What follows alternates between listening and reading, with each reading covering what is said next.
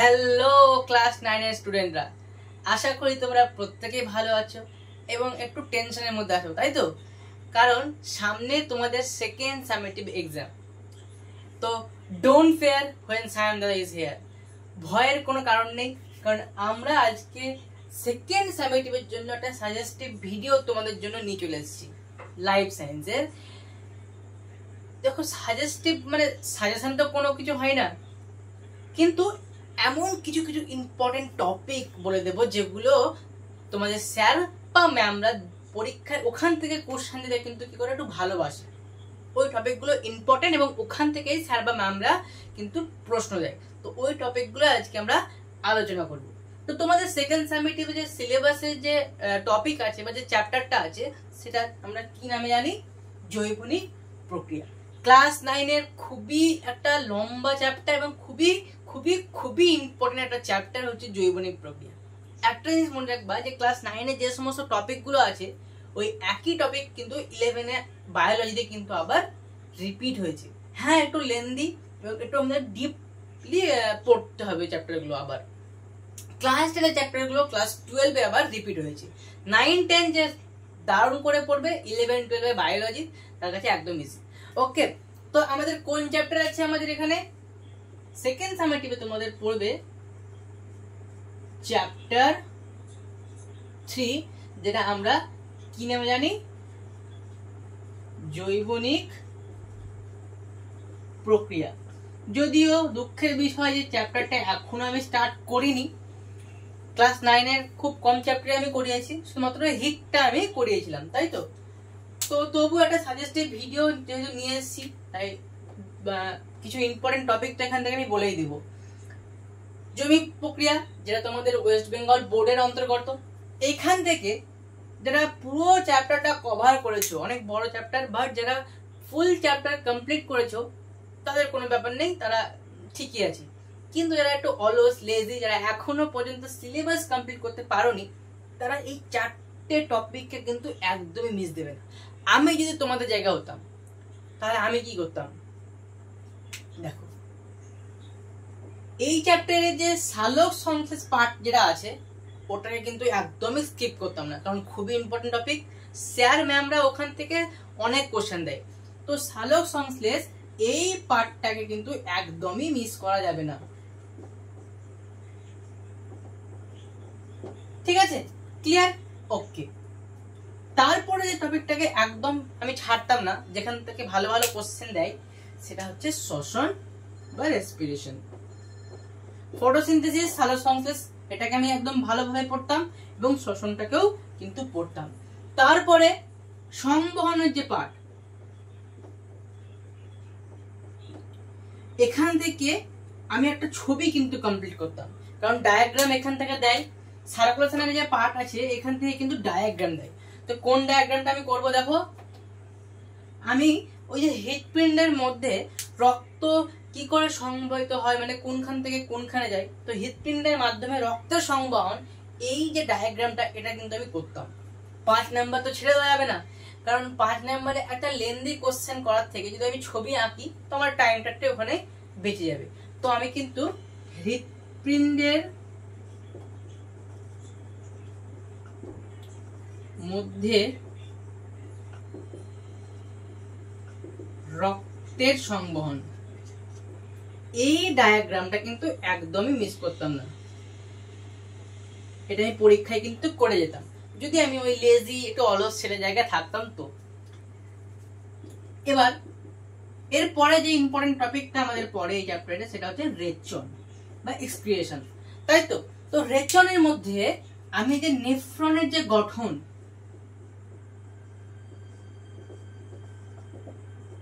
এটা কিন্তু দারুণ করে প্র্যাকটিস করে যেতাম পরীক্ষার জন্য, কারণ খুবই ইম্পর্টেন্ট একটা টপিক নেফ্রনের গঠন, এটাকে কিন্তু একদমই আমি মিস করতাম না। তো সালোক সংশ্লেষ এটাও করে যেতাম, শ্বসন, সংবহন এবং রেচন, এখানে মিস দেওয়ার কোনো বা স্কিপ করার কোনো টপিক নেই। প্রত্যেক পার্টই কিন্তু ঠিক মতন আমাদের পড়তে হবে। সংবহনের মধ্যে যে হৃৎপিণ্ডের মধ্যে রক্তের সংবহন, এটা দারুণ করে প্র্যাকটিস করতে হবে, এবং রেচনের মধ্যে নেফ্রনের গঠন, এটাকেও কিন্তু আমাদের ভালো করে প্র্যাকটিস করতে হবে। ক্লিয়ার?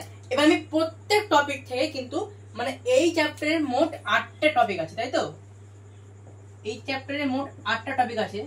তো মানে এর মধ্যে কিছু কিছু মেন টপিক নিয়ে আমরা এবার একটু ডিপলি আলোচনা করব যে এই 8টা টপিকের মধ্যে কোন কোন টপিক গুলোকে আমাদের সব থেকে বেশি গুরুত্ব দিয়ে পড়তে হবে। তো প্রথমে তো আছে আমাদের সালোক সংশ্লেষ, ক্লিয়ার?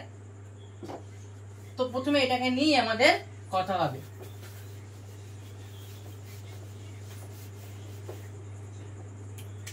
তো এই চ্যাপ্টার প্রথমে আছে আমাদের সালোক সংশ্লেষ।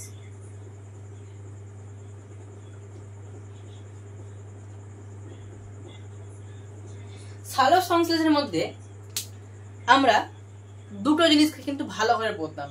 এক হচ্ছে আলোক বিক্রিয়া। এই আলোক বিক্রিয়ার যে ফ্লো চার্ট আছে, কি বললাম? আলোক বিক্রিয়া।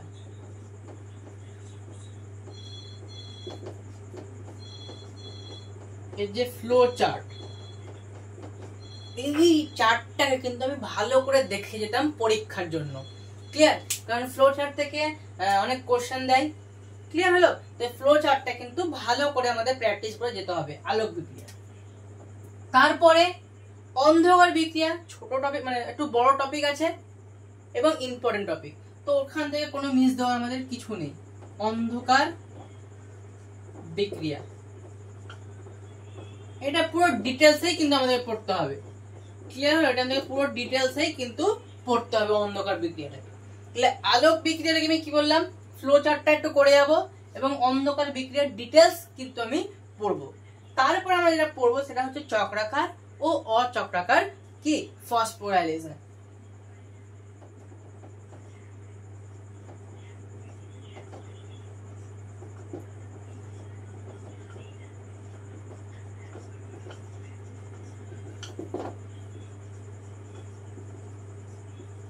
চক্রাকার ও অচক্রাকার ফসফোরাইলেশন।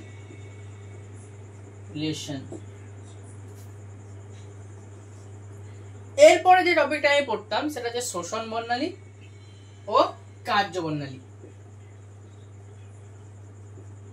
শোষণ বর্ণালী ও কার্য বর্ণালী এই দুটো টপিক কিন্তু আমি ভালো করে পড়ে যেতাম।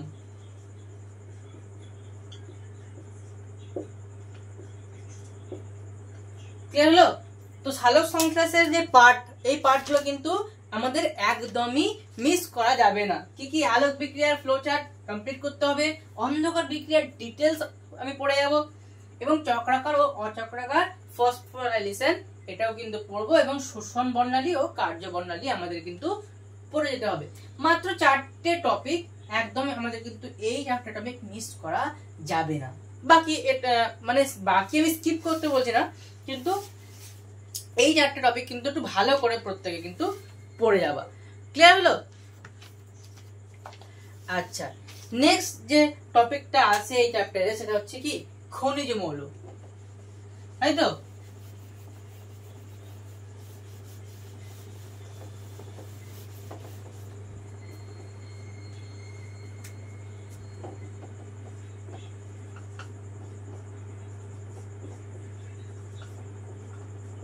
খনিজ মৌল। তো খনিজ মৌলের মধ্যে মাইক্রোমলিকিউলস এবং ম্যাক্রোমলিকিউলস এদের যে পার্থক্য ভার্সেস, এটা কিন্তু আমি করে যেতাম। কি বললাম?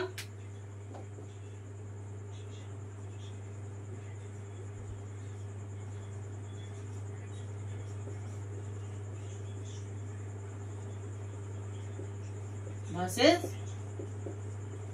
Macro molecules,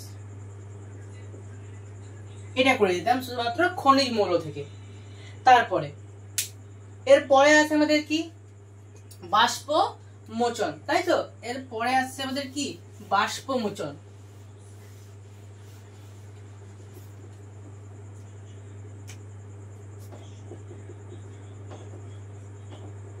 বাষ্পমোচন। তো বাষ্পমোচনের মধ্যে প্রথমে যেটা আমাদের আছে যে বাষ্পীভবনের সঙ্গে এর পার্থক্য। বাষ্পীভবনের সঙ্গে এর পার্থক্য, বাষ্পমোচনের সঙ্গে বাষ্পীভবনের পার্থক্য কিন্তু করে যেতে হবে।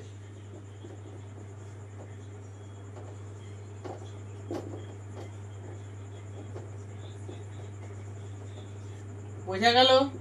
আচ্ছা, এরপরে আমরা পড়বো এই যে বাষ্পমোচনের যে শর্তাবলী এবং নিয়ন্ত্রক, মানে যে সমস্ত নিয়ন্ত্রকগুলো আমাদের এই যে বাষ্পমোচনকে নিয়ন্ত্রণ করে সেই সমস্তগুলো আমাদের পড়তে হবে। তাহলে কি বললাম?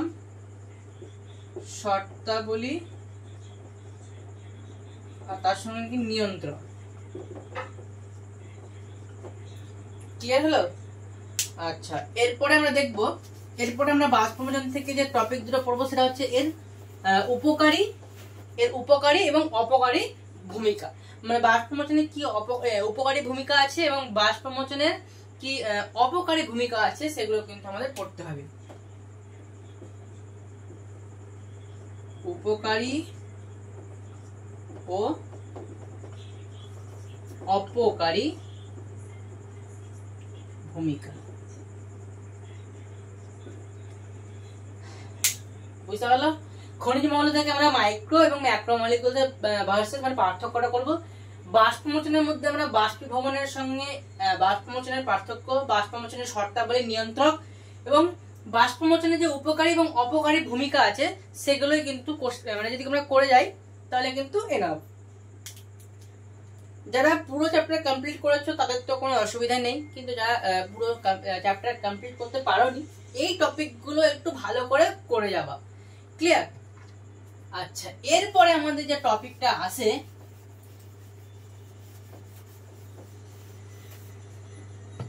সেটা হচ্ছে কি কোষান্তর অভিস্রবণ, তাই তো? মানে যে কোষের যে অভিস্রবণের যে ব্যাপারটা,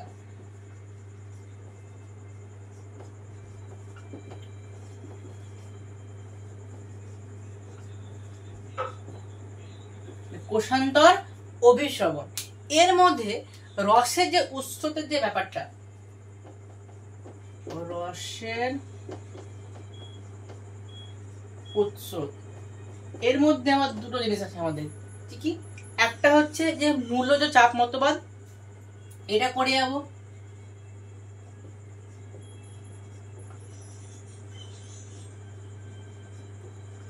মূলজ চাপ মতবাদ এটা করে যাবো এবং কি সমসংযোগ ও অসমসংযোগ বল। কি করব? সমসংযোগ এবং তার সঙ্গে কি বললাম সমযোগ করলাম, এটা আমি আমার সমসংযোগ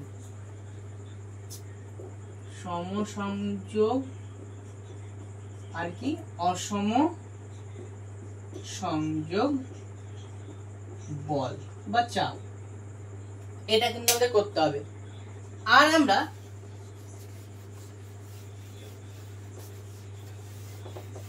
এর মধ্যে যেটা পড়বো সেটা হচ্ছে কি যে ফ্লোয়েমের গুরুত্ব।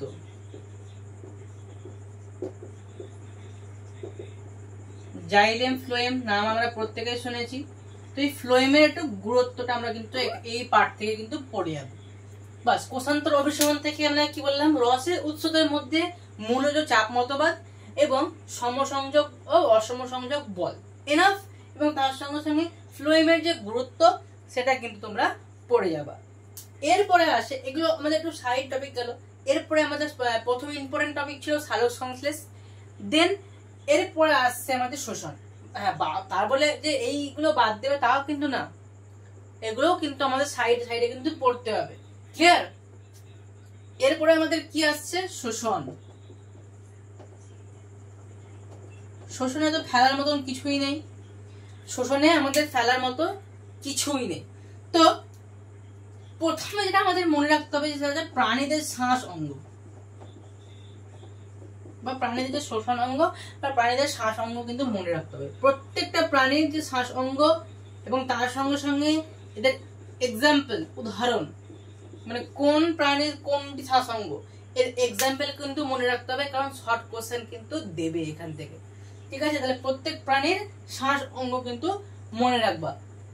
ওকে, তারপরে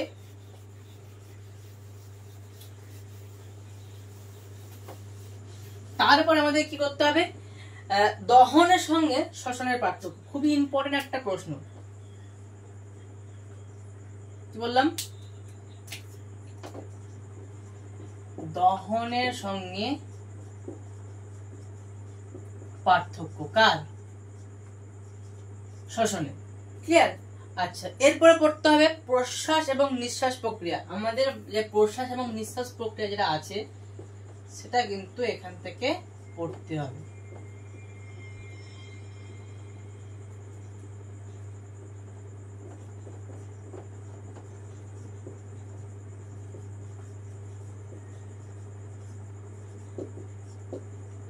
আচ্ছা, তাহলে কি হলো? প্রাণীদের শ্বাসঙ্গের এক্সাম্পল মনে রাখবা, দহনের সঙ্গে শ্বসনের পার্থক্য, প্রশ্বাস এবং নিঃশ্বাস প্রক্রিয়া কিন্তু আমাদের মনে রাখতে হবে।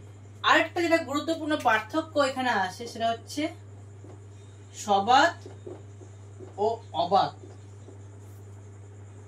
শ্বসন। এর সংজ্ঞা তো মনে রাখতে হবে, তার সঙ্গে সঙ্গে এর ডিফারেন্স এবং এর কি সংজ্ঞা,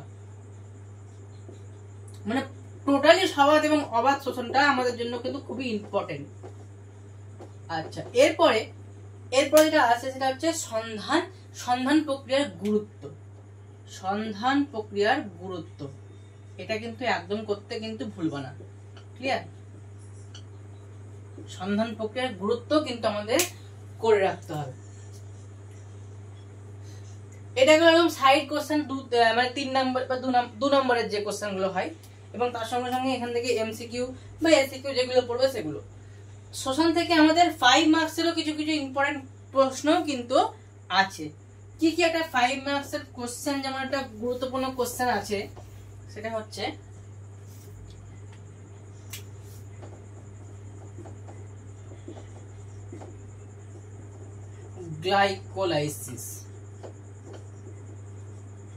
গ্লাইকোলাইসিসের যে পর্যায়গুলো, যে স্টেপগুলো, গ্লাইকোলাইসিসের পর্যায়, এর মধ্যে 10টা স্টেপ আছে, স্টেপস। তো এই 10টা স্টেপসকে কিন্তু ভালোভাবে আমাদের ব্যাখ্যা করতে হবে, মানে ওই পুরো স্টেপগুলোকে এরকম করে দেখাতে হবে তীর দিয়ে। এটা কিন্তু 5 মার্কসের জন্য তোমাদের খুবই ইম্পর্টেন্ট। বোঝা গেল? গ্লাইকোলাইসিসের যে 10টা পর্যায়, সেই 10টার পর্যায়কে কিন্তু দেখাতে বলবে। 5 নম্বরের জন্য এটা খুবই ইম্পর্টেন্ট। আরেকটা আছে যে কেপস চক্রকে কেন সাইট্রিক অ্যাসিড চক্র বলা হয়, এটাও তোমাদের জন্য খুবই ইম্পর্টেন্ট এই চ্যাপ্টারে। কি বললাম?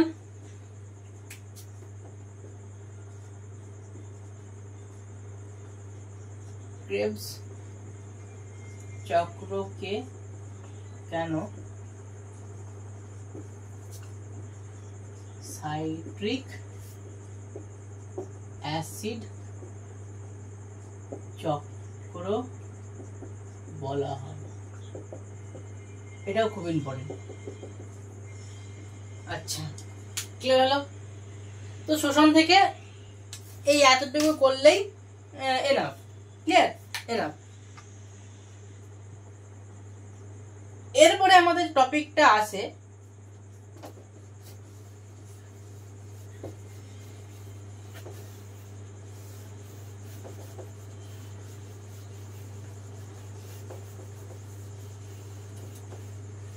এরপরে যে টপিকটা আমাদের আছে সেটা হচ্ছে কি পুষ্টি।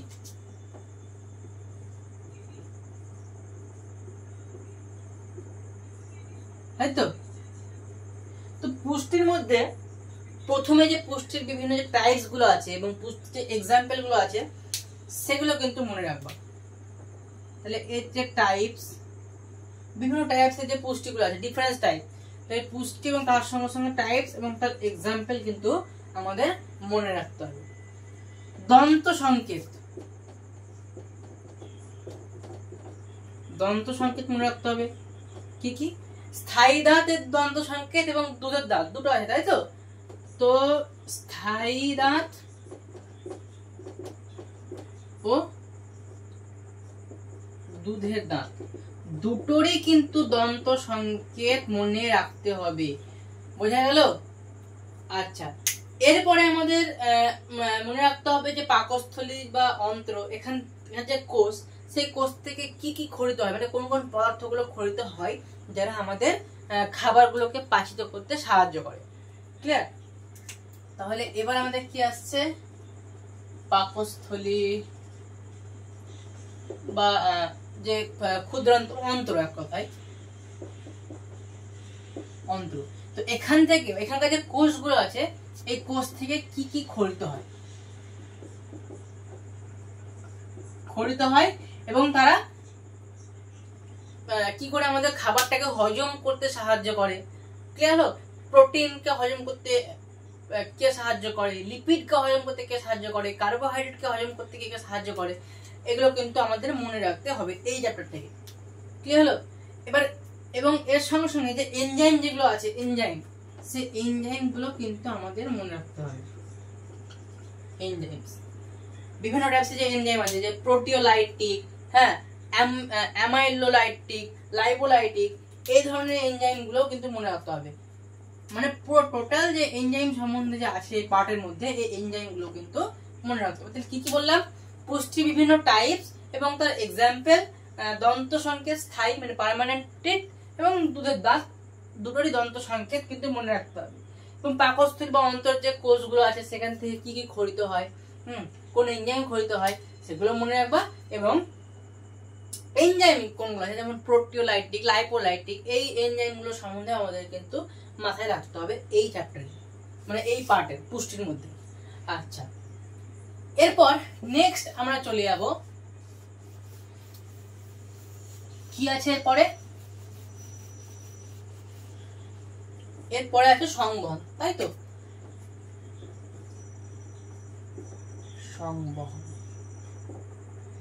সংবহনের মধ্যে প্রথমে মনে রাখবা হচ্ছে এবীয় পদ্ধতি। এটাকে একদম ভুললে চলবে না।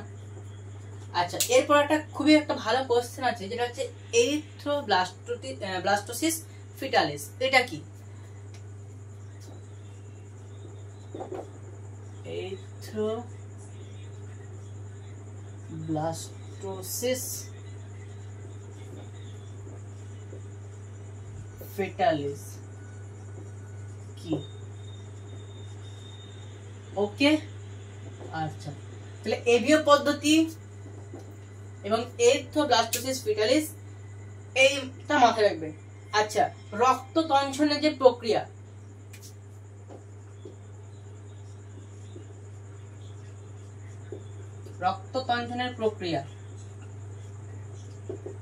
করে রাখবা, বুঝলো? ওকে, এরপরে আমাদের করতে হবে এখান থেকে আরবিসি সঙ্গে ডাব্লিউবিসি পার্থক্য বা ডিফারেন্সটা কিন্তু করে রাখবা। আচ্ছা, এবং আমাদের করে রাখতে হবে ডাব্লিউবিসি যে টাইপস গুলো আছে এবং তাদের কাজ। বিভিন্ন ডাব্লিউবিসি মানে ডাব্লিউবিসি ক ধরনের ডাব্লিউবিসি আছে এবং প্রত্যেকের কাজ মনে রাখতে হবে। এবং ডাব্লিউবিসির সঙ্গে আরবিসির পার্থক্য, রক্ততঞ্চনের প্রক্রিয়া, হ্যাঁ, এবং এরিথ্রোব্লাস্টোসিস ফিটালিস কি? এবীয় পদ্ধতি। আর একটা বড় কোশ্চেন যেটা বলেই দিলাম, যে হৃৎপিণ্ডের মধ্যে দিয়ে রক্তের যে সংবহন যেটা হয়, ওটা 5 নম্বরের জন্য ডায়াগ্রামটা কিন্তু খুবই খুবই খুবই ইম্পর্টেন্ট। ক্লিয়ার হলো? আচ্ছা, এরপরে আমাদের নেক্সট আছে কি, এখান থেকেই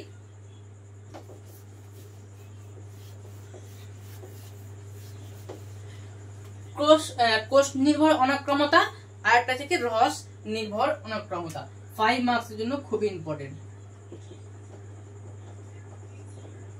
রস নির্ভর ও কোষ নির্ভর অনাক্রমতা, মানে পার্থক্য ভাষাস করে দিতে।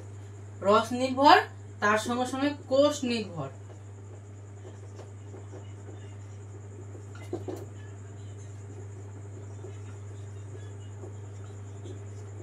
ফাইভ মার্কস এর জন্য খুব ইম্পর্টেন্ট, বুঝতে পারলা? আচ্ছা, এসএ নোড ও এভি নোড একদম মিস করলে চলবে না এই টপিক গুলো। তোমরা ভাবছো যে সবই দিয়ে দিচ্ছে, কি বাদ দিচ্ছে, কিন্তু ইম্পর্টেন্ট সবই, কোনো কিছুই ফেলা যাবে না। বোঝা গেল? এসএ নোড ও এভি নোড, একটা লাভ ডাবটাও কিন্তু করে রাখবা। লাভ আর ডাব মানে আমাদের যে হার্টবিট, যেটা হার্টের সাউন্ড,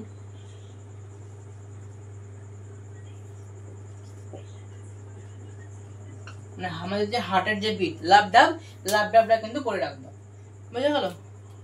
তো এই হচ্ছে মানে সংবহন থেকে এইগুলোই। এবিও পদ্ধতি বললাম, আরবিসির সঙ্গে ডাব্লিউবিসির পার্থক্য, ডাব্লিউবিসির বিভিন্ন টাইপস, এরিথ্রোব্লাস্টোসিস ফিটালিস, তার সঙ্গে সঙ্গে আর বললাম রক্ত তঞ্চনের যে প্রক্রিয়াগুলো। 5 মাসের জন্য বললাম যে রস নির্ভর অনাক্রমতার সঙ্গে কোষ নির্ভর অনাক্রমতার পার্থক্য, খুবই ইম্পর্টেন্ট, এটা কিন্তু পরীক্ষায় দেয়। এসএ নোড ও এভি নোড, তার সঙ্গে সঙ্গে লাভটা মানে আমাদের যে হার্টের যে সাউন্ডটা, হার্টবিটের যে সাউন্ডটা, এটাও কিন্তু আমাদের মনে রাখতে হবে। ওকে, এর পরের যে টপিকটা আসছে, এখন চ্যাপ্টার শেষ এখানে, রেচন।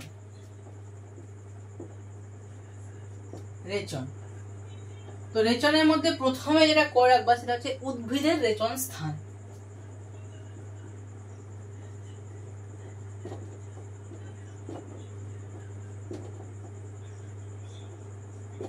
বুঝা গেল? এবার স্থান এবং উদ্ভিদের রেচন স্থান এবং কোন কোন রেচন পদার্থ রিলিজ হয়, নাইট্রোজেন যুক্ত না নাইট্রোজেন বিহীন। বুঝা গেল? রেচন পদার্থ এর মধ্যে কি আছে, দুটো জিনিস আছে, একটা হচ্ছে নাইট্রোজেন যুক্ত আর একটা কি আছে, নাইট্রোজেন বিহীন। এগুলো মনে রাখো, বুঝা গেল? এবার তারপরে দরকার প্রাণীদের রেচন অঙ্গ। শর্ট কোয়েশ্চেন আসবে, তো মনে রাখতে হবে প্রাণীদের রেচন অঙ্গ, এক্সাম্পল গুলো কিন্তু মনে রাখতে হবে, এর এক্সাম্পল গুলো। আচ্ছা, আমরা জানি যে আমাদের কি হয়, বৃক্ক দ্বারাই আমাদের কি হচ্ছে, রেচন পদার্থ কিন্তু বার হয় শরীর থেকে, তাই তো? কিন্তু বৃক্ক ছাড়াও আমাদের যে আনুষঙ্গিক যে সমস্ত অঙ্গগুলো আছে, যেমন আমাদের যে ত্বক, আমাদের যকৃৎ, এখান থেকেও কিন্তু কি হয়, রেচন পদার্থ রিলিজ হয়। তো বৃক্ক ছাড়াও যে বাকি আনুষঙ্গিক যে সমস্ত অঙ্গগুলো আছে, তার রেচন পদার্থ ত্যাগের ক্ষেত্রে তাদের ভূমিকা, ঠিক আছে? তাহলে কি বললাম, বৃক্ক ছাড়া অন্যান্য মানে অন্য রেচন অঙ্গের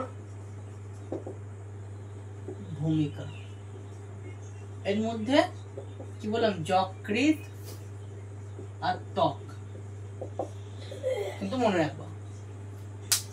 আচ্ছা,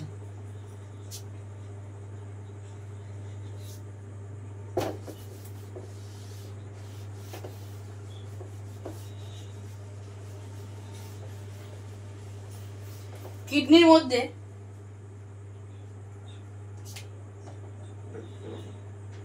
কিডনি বা বৃক্কর মধ্যে এখান থেকে করতে হবে আমাদের বাউম্যান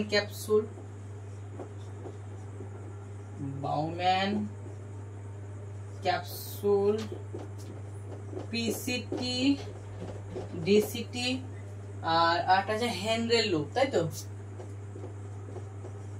হেনরির লুপ, এইগুলোর প্রত্যেকের যে কাজ, এদের প্রত্যেকের রোল মানে কাজ, বৃক্কের মধ্যে এদের কাজ কি, তো বাউম্যান ক্যাপসুল, পিসিটি, ডিসিটি, হেনরির লুপ, এগুলোর প্রত্যেকের যে রোল বা কাজ কিন্তু তোমাদের মনে রাখতে হবে। বাস, তাহলে এদের চ্যাপ্টার কমপ্লিট। এই টপিকগুলো পড়ে নাও, আশা করছি কমন আসবে।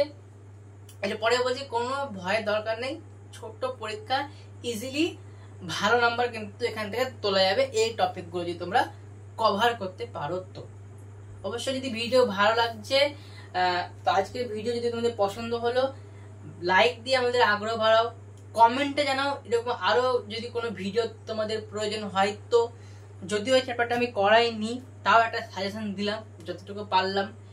এবং যদি আমাদের চ্যানেলের ভিডিওগুলো ভালো লাগছে তো অবশ্যই সাবস্ক্রাইব করো, যাতে তোমাদের কাছে আমাদের চ্যানেলের ভিডিওগুলো আগে পৌঁছে যায়। কারণ তোমাদের এক একটা লাইক, এক একটা সাবস্ক্রাইব, এক একটা কমেন্ট মানে আমাদের জন্য মোটিভেশন। তো এভাবে আমাদের মোটিভেট করে যাও। দেখা হচ্ছে আবার পরের কোনো লেকচারে, পরের কোনো ক্লাসে। আজকের জন্য বাই বাই। আর হ্যাঁ, পরীক্ষা ভালো করে দাও, দারুণ একটা রেজাল্ট করে দেখাতে হবে।